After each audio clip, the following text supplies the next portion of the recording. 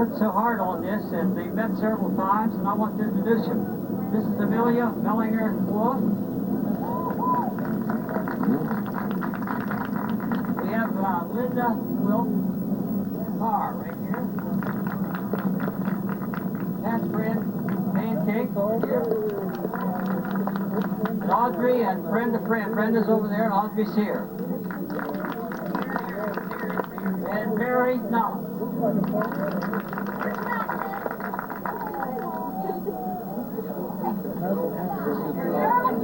Gerald's running the video camera right over here. Raise your hand, Gerald. I think, did I get everybody? Okay. Now at this time, Amelia is going to introduce the teachers that are here today that taught at this school. Okay, I'm real glad that you're all here, and this anniversary or reunion come about like 2 years ago. I had planned a reunion or a get-together for Mrs. Riggs' birthday for all the ones that she had taught here at Swanton. And while we were here that day, they decided that it would be nice if we would have one for everyone that came to Swanton School. I said, okay, but I'm not doing it by myself. But this is what come about, and we really had a good time planning it and doing it. And I would like to thank Audrey and Brenda because they opened their home, and we had our meetings there, and we enjoyed a lot of real good fun and food and fellowship just planning the meeting, and we really had a good time. And I'm glad that you're all here, and we appreciate all the effort that you made to get here. First of all, I don't know how many teachers we do have here, but I do know that Mrs. Riggs is here. And Mrs. Riggs started here at Swanton School in 1947. See, right here we have her, she and Sonny, her son, and give her a big hand. And I can remember that it was 1947 because that was my first year in school, and that's a long time ago. But that was the year that we started here. It was the year that Mr. and Mrs. Riggs came, and Mr. Riggs was our principal, and they were here for 3 years. I thought that Mr. Buckle was going to be here. Is he here? Did I miss him? No? Okay. And then we have a teacher, Mrs. Grandstaff. Is that right? She came after I was here, but we're glad to have her. Stand up, Miss Grandstaff. Yeah. Said him was laying on the couch and looked up, and there it was. Big bold letters that they were going to have this big homecoming. So she said, told her husband, I don't know where you're going to be Saturday, but I'm going to be at Swanton. So we're glad that that's one that we know come from that. And I think they told me that Luella Friend Baker substituted here. Luella, are you here? Okay, stand up.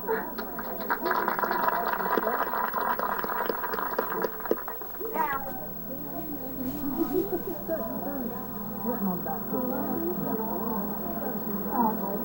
and she's still active here at Swanton Community Center. I hear her name a lot, I know.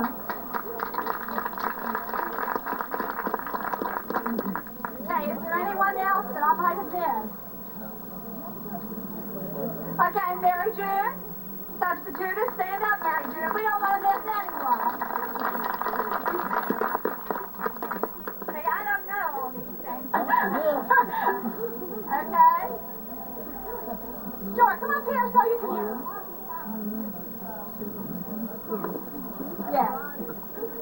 Today, but he couldn't be here, so they chose me then to take his place. But I'm sure that I can't do the job that he did. But anyhow, I'm glad to see each of you, and I'm sure that you'll enjoy this day and remember it for many, many years to come. On behalf of the Planning Committee, we extend a warm welcome to each of you on this special occasion. This is the very first elementary school reunion I've ever heard about. And I think it's a wonderful thing. It is a great opportunity to renew our acquaintances of childhood days and reminisce some precious memories in our past. It may surprise some of the younger generation here, but we have had 3 different Swanton elementary schools in the history, which you'll hear about a little bit later. You probably will see yourself somewhere along the way, either in the church groups or the school activities. It is my understanding that this elementary reunion was first suggested by Mr. Gerald Friend following a successful celebration of a birthday for a faithful and dedicated teacher, Mrs. Foster Riggs, who served this school during the latter part of the 40s. I think 46 to 50-some maybe. Many former students returned to honor her and remember her late husband, Mr. Foster Riggs, who also served as a principal here. Amelia and the planning committee picked up on Gerald's suggestion and expanded the invitation to all or any who would attend the elementary school reunion. So here we are today, January the 17th, 1994. We would like to make a little survey just to see how many states are represented here today and who traveled the farthest to be at this occasion. I heard somebody say that somebody was from New Jersey. Anybody else? I think somebody else told me from down south. How many states, different states are represented except Maryland? West Virginia. Who else? Evelyn. Evelyn came from Tennessee, from Nashville, Tennessee, I think. Evelyn Warning. Where's Evelyn? She left. Okay, she came here for the reunion from Nashville, Tennessee. Okay, who's from Illinois? Oh, that's right, Bobby. Bobby Wright. Stand up, Bobby, so everybody can see you. And Shirley. I think Shirley came from the same area. Come over here, Shirley. Come over here. The one was, I think, we have two baskets. Two baskets here because it does cost money to advertise these programs. And we bought the meat. Some of the folks bought the meat and so forth. And so we're going to pass the basket around and take up a collection for this purpose. If you'd like to have another reunion, maybe let's see a show of hands. I'd like to see another reunion. Oh, it looks like it's pretty well unanimous. Okay, we'll pass the basket. You give a little free will offering, and that will be helpful on the next one. So they say, it brings 15 muscles into play. But if you want to frown to thrive, you have to use some 65. So we hope that you'll be smiling today instead of making a frown. The Bible says, a merry heart doeth good like a medicine.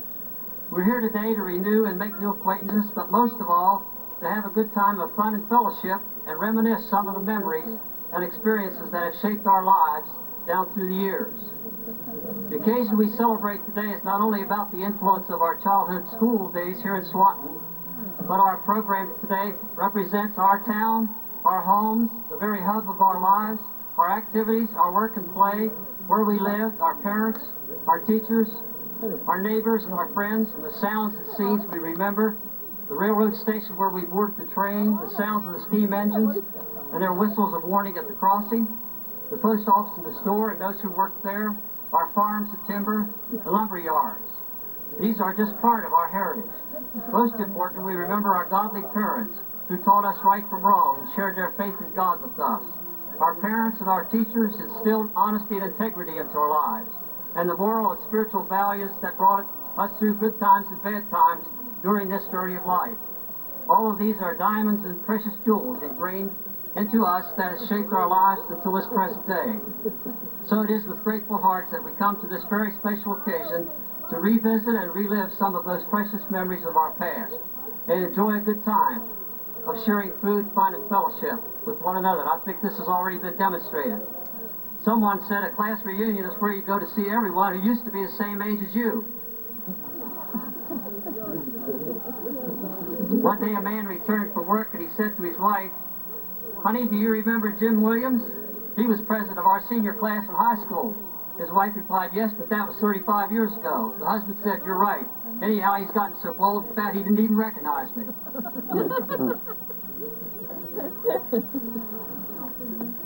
Then there was a story of, somebody heard me tell this story, but there's a story of the elderly couple who had hearing impairments, and neither one of them could hear very well. They were sitting out on their porch one day, rocking in the rocking chairs, and she was feeling a little bit romantic. She turned to her husband and she said, "Paul, I'm proud of you." He looked at her and said, "Yeah, and I'm tired of you too."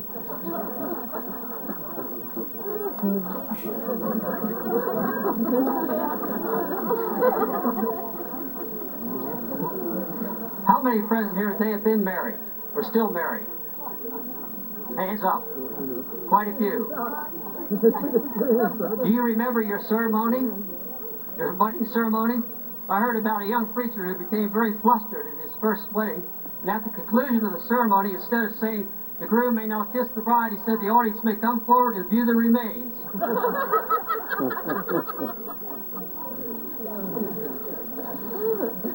And then there was a couple one Sunday morning that made arrangements for the pastor to celebrate their wedding ceremony at the close of the worship service.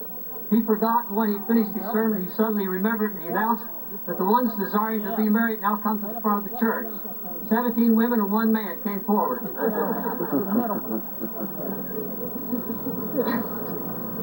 Now this actually happened after the ceremony when the groom asked the preacher, "How much is your fee?" He said, "Just whatever she's worth." The groom handed him a $1 bill. The pastor took another look at the bride and pulled 2 quarters out of his pocket, handed them to the fellow and said, "Here's your change."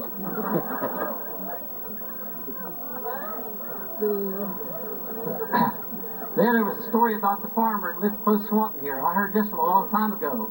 But it was back in the days when automobiles didn't have air conditioning units in them. So he was out there plowing, getting ready to put his winter wheat in the fall. It was sort of a warm day, and he was sweating it, really sweating and working hard, trying to get his gowns repaired. And all of a sudden, he hit a big rock and broke his plow point off.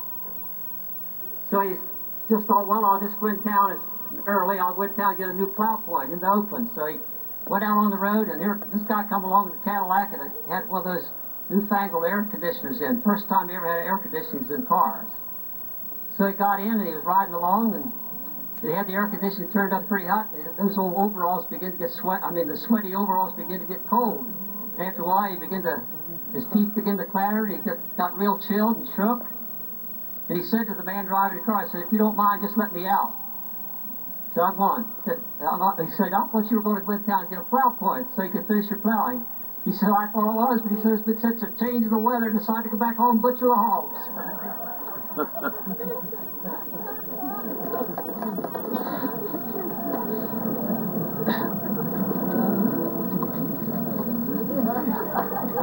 Someone said it may be true that life begins at 40, but that's when everything else starts to wear out, fall out, or spread out. There was an older couple in their 80s that lost their original mates and had gotten married. One night when they went to bed, he noticed his wife pull out a bottle of pills and took some. He was surprised and told her that he didn't know that she took medications. "Oh," she said, "I don't, but these pills make me young and make me feel young." "Give me some," he asked. The next morning he missed his school bus.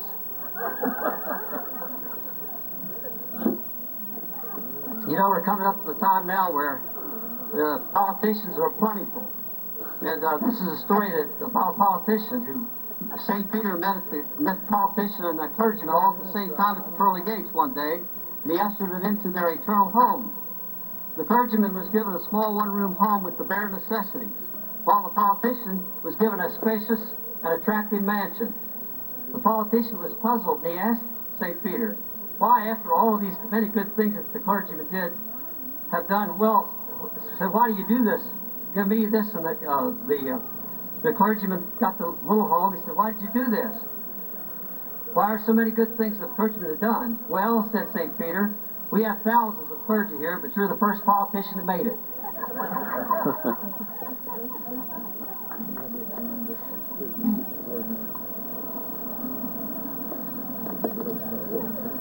This is a doctor joke here.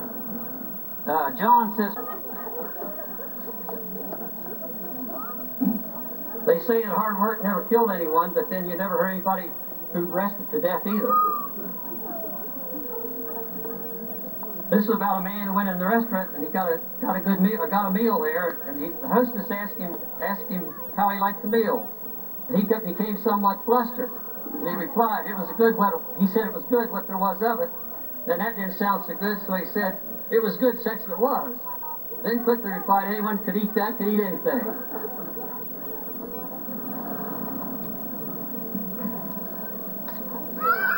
Well, I think that's enough jokes.